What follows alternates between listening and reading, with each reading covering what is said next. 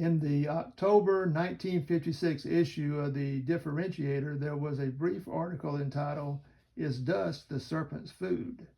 Since then, it has been queried whether the serpent was a real physical animal, and it was suggested that the tempter of Eve was simply Satan himself.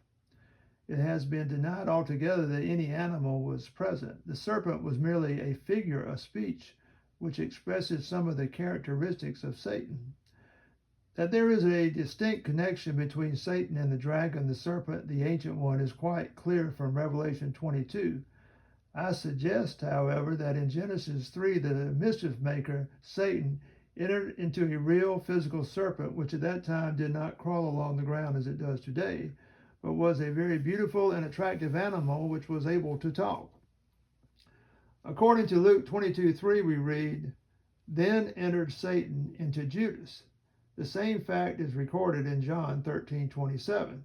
There is a slight emphasis upon the word entered. Again, in Acts 5:3, we read, "Now Peter says, Ananias, wherefore does Satan fill your heart, you to put a deception on the Holy Spirit?"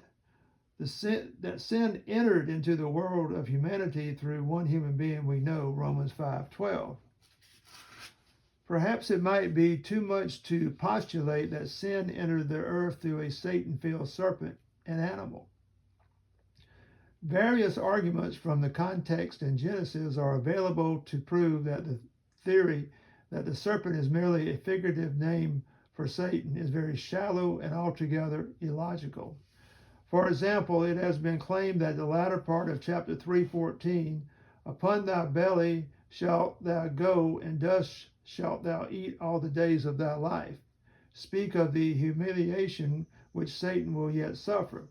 But what of the former part of the same verse? "Cursed art thou above every beast, Behemah, Behemah, and above every animal of the field, Chayoth Hazadeh." In what way can this be called figurative language? Does it mean that Satan is cursed above all his angelic entourage? Is it not very apparent that today the whole serpent family is under a most humiliating disadvantage or curse? In other words, why is the present physical serpent so obviously connected with something which answers so closely to the scene which took place in the garden thousands of years ago? And what would be the point in Satan being cursed above all beasts and animals? Such a statement would not be logical. Are we to understand that Satan's natural habitat is tenanted by beasts and animals? Very literally, the Hebrew text says, "Cursed art thou from," that is, away from, out from, or above, "every beast, and from every living animal of the field."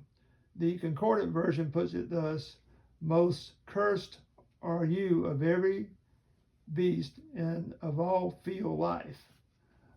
The word "most" is here quite justified, because if the serpent was cursed above all beasts and animals, it must have been the most cursed. Plainly, the serpent is related to these beasts and animals in some way. Perhaps verse 1 of chapter 3 will give help here. The Hebrew text says literally, "And the serpent," emphatic, "comes to be subtle or crafty from, that is, away from, above, more than, every living animal of the field which Jehovah Elohim makes." The Greek text says the serpent was most prudent of all the beasts, those on the earth. The Concordant version here reads, "And the serpent comes to be the craftiest of all field life." The New World Version reads, "Now the serpent proved to be the most cautious of all the wild beasts of the field." However, it seems most unlikely that God created the animals or beasts in a wild state. On the supposition that the serpent really was Satan, what would be the sense? Where would be the logic? Did we read that Satan came to be or proved to be the wisest or craftiest and most prudent of all beasts or animals? That Satan may be the craftiest of all fallen angels is easy to believe. That the beasts and animals mentioned in Genesis 3 are not literal, but merely figures of something else, is very hard to believe. The serpent came to be, or turned out to be, the craftiest of all the living animals of the field.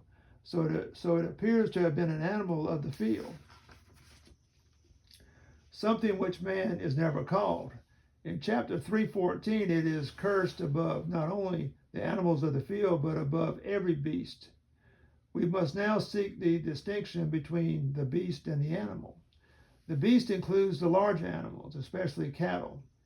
It is differentiated from birds, reptiles, and fish, and from other animals of the field. Out of about 150 occurrences of the Hebrew word, over 40 times we find the expressions both man and beast, upon man and beast, without man and without beast, etc. These appear to be the two major groups on earth of living flesh. The original form of the Nashash, N-A-C-H-A-S-H, serpent, may not have been reptilian. The Hebrew word means copper, and the animal may originally have obtained from Adam this name on account of his fine color. Verbally, the word means divination. When Jehovah Elohim passes sentence on the Nashash, namely that all the days of its life it would go upon his belly or trunk, it is inconceivable that this had always been the method by which it propelled itself. The Greek version says the serpent was to proceed upon its breast and belly. Punishment consisted of proceeding thus and eating of dust or soil. Compare chapter 3:17, where Adam was not told he would eat ground, but that he would eat of it. Josephus, Antiquities of the Jews, says God deprived the serpent of the use of his feet and made him go rolling along, dragging himself upon the ground. The boa constrictor possesses rudimentary legs. Driver says the serpent in Genesis is not to be identified with Satan because the Old Testament does not mention Satan until the period of the exile, and then in the Apocrypha, Wisdom 2:24. Through the devil's envy, death entered into the world. Other questions arise. The serpent's form is most unusual, and his habits have always attracted mention, being very different from those of other animals. Its whole being suggests something mysterious and supernatural. In all ages, the serpent has been considered as an emblem of cunning craftiness. The Arabs think that there lurks in every serpent a jinn, J-I-N-N, or spirit. And what is the reason for the serpent being honored everywhere in the idolatries of antiquity? Max Muller had to admit that there was an Aryan serpent, a Semitic one, a Turonian one, and an African one. Why should this single animal stand out beyond all others in creation and gather around it the reverence and fear of universal man? If it was truly Satan that God sentenced in the garden, if figuratively he was to go upon his belly or suffer thenceforth continuous and bitter humiliation, what about Job 1:6 and 12, Mark 1:13, Luke 10:18, Romans 16:20, 2 Corinthians 11:14, 2 Thessalonians 2:9, and Revelation 2:13? Do these texts bespeak a beaten and humiliated Satan? Or if we consider him as being the devil, Diabolus, D-I-A-B-O-L-O-S, what of Matthew 4:1 through 11, Ephesians 6:11, Hebrews 2:14, 1 Peter 5:8? Have we any reason to conclude that the adversary or mischief maker is not still walking about as a roaring lion, seeking to swallow someone up, or that he was crushed under the feet of the saints, as stated he would be in Romans 16:20? No roaring lion, so far as we know, crawls along on his belly in a state of utter humiliation. And if Satan himself can become transfigured into a messenger of light, this does not seem as though he suffered from humiliation. There is no reason whatever to think that Satan is not still the God of this age. 2 Corinthians 4:4. His time of humiliation is still to come. He could be no God of this age did he crawl along figuratively on his belly. It has been stated that it would be an act of cruelty for God to sentence and punish the serpent if all the time the real culprit was Satan speaking through the serpent. But why so? How do we know that God did not punish Satan? Surely there was no need to do this in Eve's presence, especially as most probably she would not have understood. We must not assume that Eve was already acquainted with a superior angel of the name of Satan, who was, among other things, a murderer.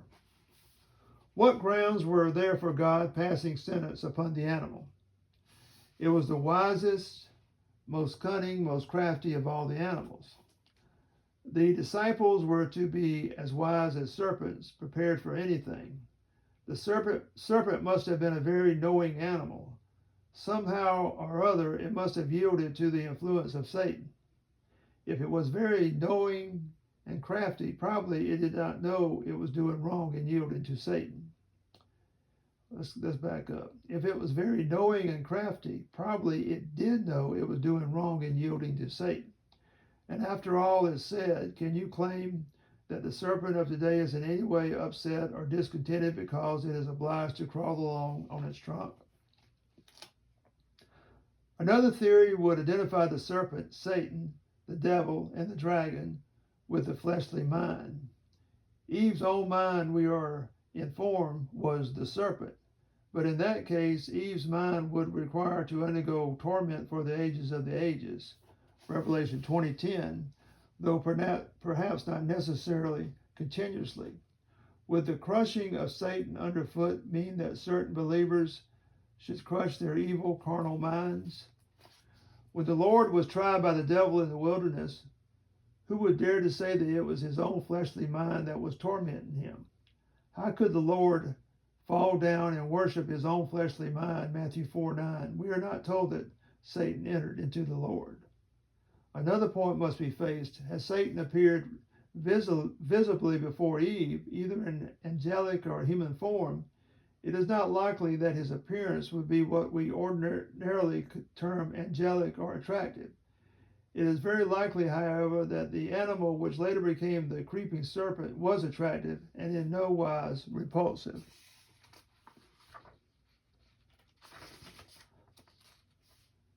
After the third of Genesis, the word for serpent is not used until chapter 49:17, where Israel prophesies concerning Dan. And it shall come to be Dan, a serpent upon a way. Of course, this does not mean that Dan was a crawling serpent. The whole language of the chapter is deliberately picturesque, so much so that even now much of it cannot be properly understood. In verse 9, we read literally, lion whelp Judah. Here God's Spirit was clearly inspiring Israel to speak in enigmas. Perhaps if we examined into the adjective meanings of the terms applied by Israel to his sons, we might find these terms more true to fact than to figures. In conclusion, we should never take any statement in Scripture to be figurative so long as it makes quite good sense literally, unless it is clearly intended to be picturesque or figurative. Let us remember, too, that the various so-called generations in Genesis are in reality historical records, not fanciful tales.